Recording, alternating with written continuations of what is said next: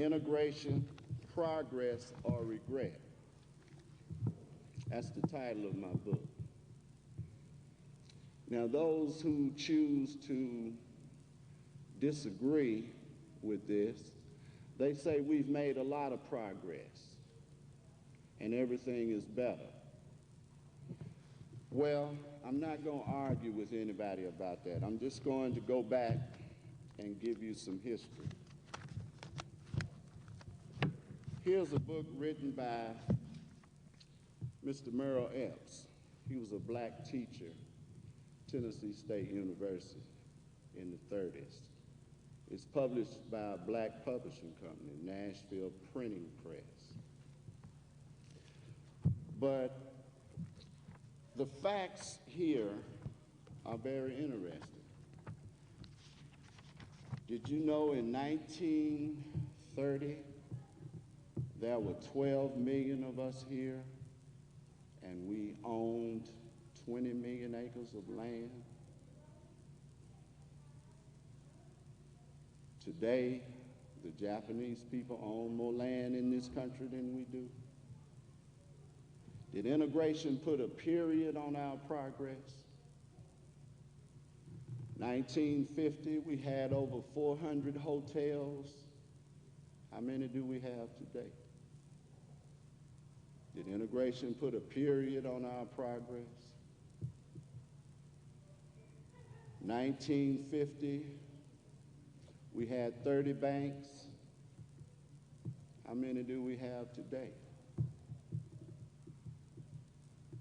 1950, we were employing over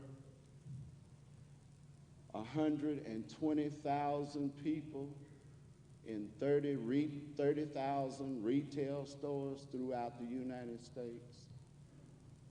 We were generating $172 million a year every 12 months in income. What do we have today? Has integration been progress or regret? All we ever wanted, it would seem to be, was our freedom. But there's another question there. Is it what we really wanted? Because when the law was changed in 1865, abolishing slavery, from that point, beginning about 1875 into 1950, we produced over 1,800 colleges and universities and elementary schools and high schools in the United States, in the southern part of this country, vocational schools.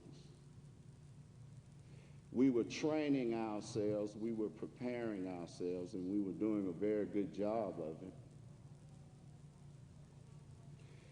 Did integration put a period to that? Because you don't know where you're going to school today. You don't know where you can get training today. You don't even know if you can get into the school today. The community technical college, the idea was actually taken away from us. Did you know that in 1958, the second best high school in the United States was considered to be Atkins High School, right over there on Cameron Avenue? The number one high school in the country was Paul Laurence Dunbar in Washington, D.C. We don't have none of that today. Has integration been progress or regret? That's the question. I have a lot of magazines here that are old magazines. You know, originally Ebony magazine was a very informative magazine. We had more to talk about than athletes and entertainers and a whole lot of glamorous stuff. Would you believe that in 1958, there was a black man in West Point, Mississippi, operating a poultry company. He was selling over $300,000 a year wholesale chickens, just like you see Holly Farms and Tyson Chickens today. We had a black man that was doing that, and he owned 600 acres of land, Mississippi. He employed 712 people, 1958. He was generating grocery store businesses all over the South.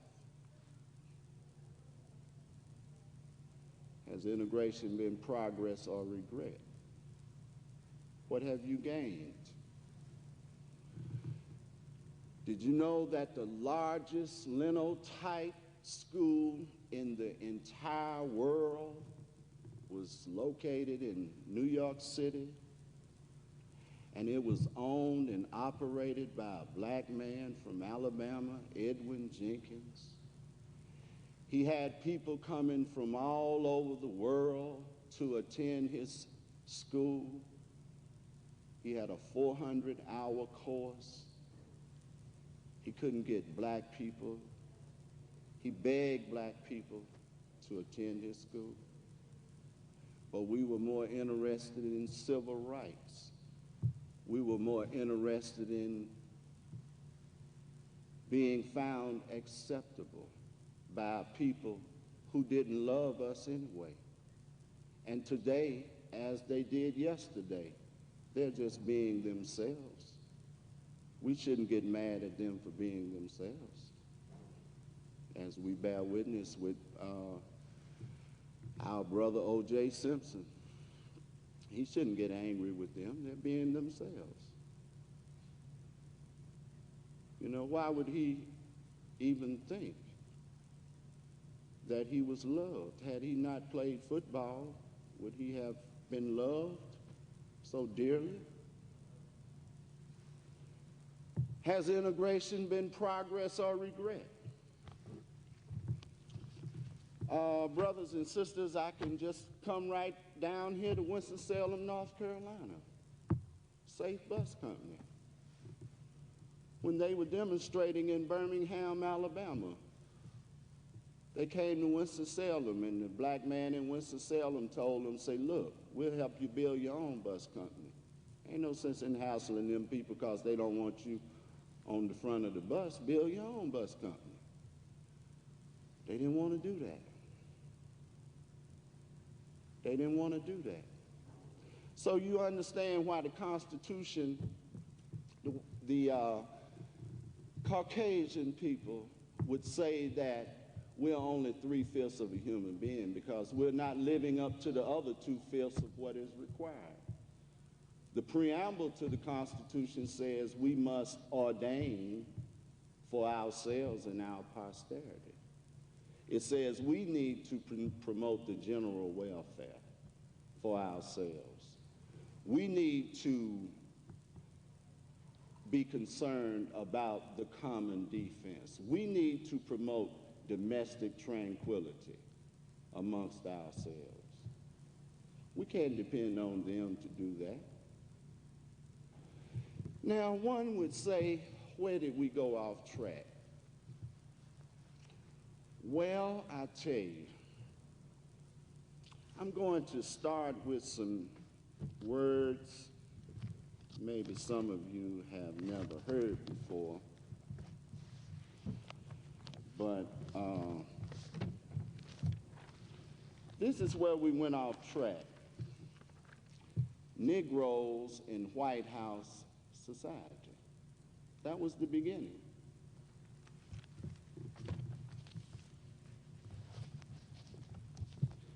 We just had a restless one from among us. He just wasn't satisfied that we were making progress. We were building our own.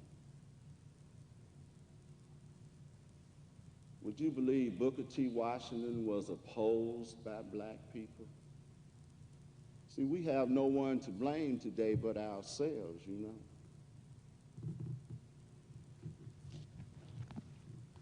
I'll give you some idea of some of the things that were said. And before I go into that, I'd like to show you some original Crisis magazines here. This is the magazine that Booker W.E.B. Du Bois started for the NAACP. He didn't want to beg. Du Bois always feared begging for money. He told the people, if we begin to beg for money, eventually they will tell us what to do. So he had a disagreement with them. He made this magazine very successful. It raised the membership. It increased awareness, very informative. It was taken out of your libraries when they integrated.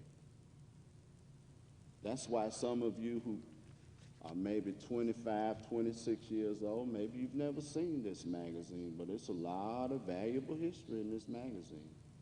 See, originally we were very much an informed people, and we were trying to maintain that because originally we believed that our teachers were the most important with respect to our progress as a people.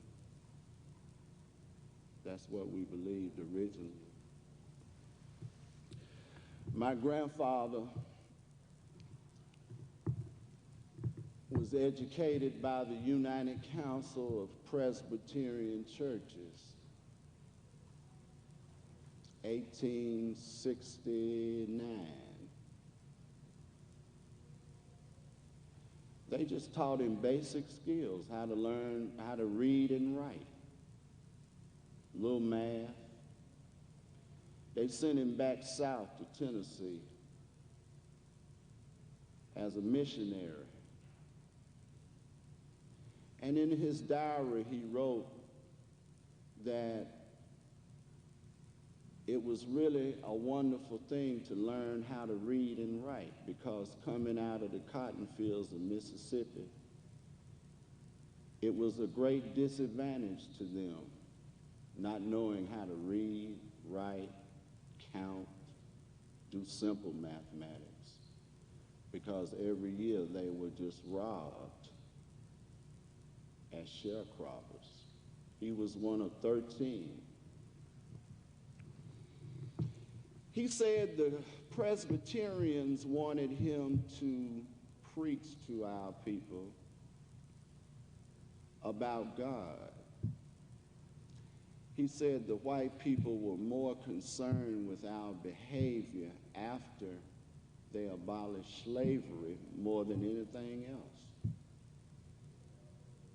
That was what concerned them the most. But he said as he came back south, beginning in Cleveland, Tennessee, the desire and the hunger and the appetite from our people just desiring to learn how to read was so great that he said he didn't teach them anything about God. He said he just taught them how to read. And he said it was such a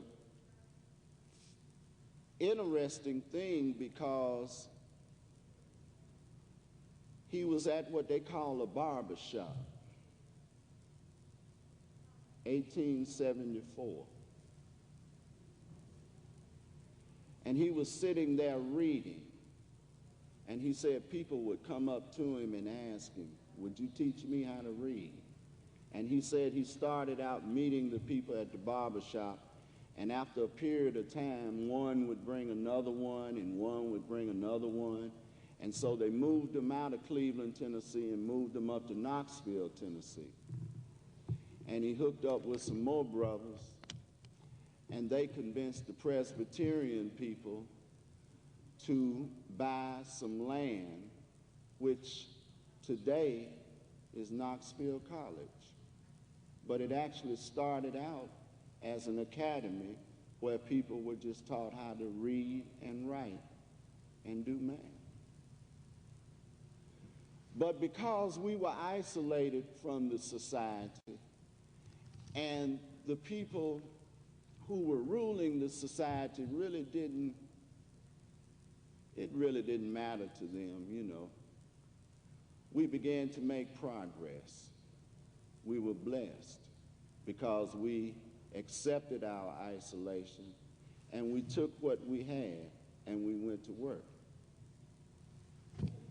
Today we don't have, you know, Knoxville College is just about gone down.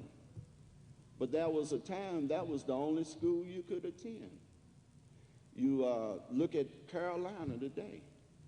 Some of you probably don't remember when you couldn't dirty the walls of Carolina. I mean, they didn't want you down there. But I have a dream. Maybe we shall overcome. I don't know. What have we overcome? Did we put a period on our progress? We have individual successes today. But as a people, we haven't ordained anything for our posterity. Our children are filling up jails. Have we ordained anything for our posterity? No. Now, where did all of this begin? All of this began in the 50s. We taught a people how to read and write, and they became restless. They wanted more. They wanted integration. They wanted civil rights. They wanted to be found acceptable by the white people. So what happened? The first thing they started telling us that everything we had was inferior. That's the first thing. That's why today you see the reality of the inferiority complex that exists in our community. It didn't start with the people who are here today. It started with the people who were here yesterday. They began to tell our people, these are black people, telling our people, everything you have is inferior. What the white people have is better. Everything you have is inferior. What the white people have is better. And this was repeated. And it came from voices representing the NAACP, the Urban League. I'll read you a statement from the executive director of the Urban League, 1950. Listen to this. Is this some kind of way to talk to somebody? It is possible in a segregated community for Negroes of better than average ability to maintain a protected position of advantage over their fellow Negroes, to become persons of importance and sometimes of financial means because they are competing in a handicap race. You go over there and tell Joe Dudley he's at a damn handicap. How many jobs could they offer you? Joe Dudley can give you a job. You know? And here's a brother talking about in 1950, we're in a handicap race. And that's what started the civil rights. Put a period on your progress. I got a lot of stuff I want to talk to you about, so be patient with me.